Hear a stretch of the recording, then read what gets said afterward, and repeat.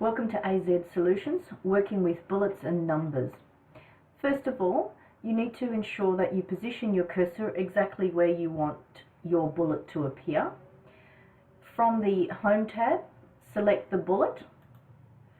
Then you can type your wording.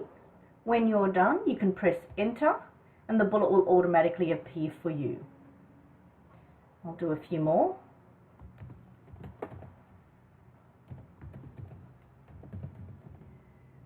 If you no longer want the bullet to appear, simply hit Enter twice and that will stop the bullet.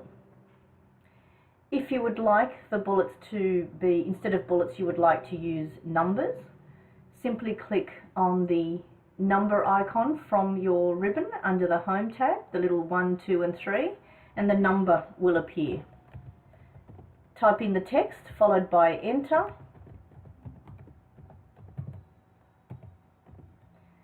And if you would like to, again, so that's Enter twice, and then the numbering will stop.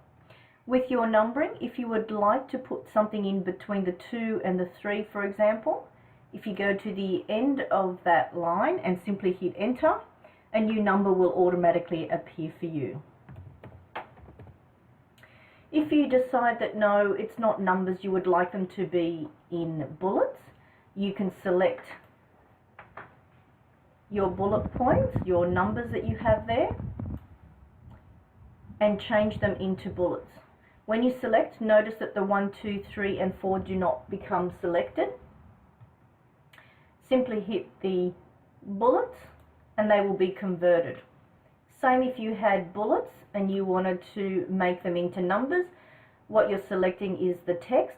Don't think that you're trying to select the actual bullets themselves, and then click on numbers and they will change. Thank you for watching AZ Solutions. We are also do face-to-face training in Sydney. Thank you for watching.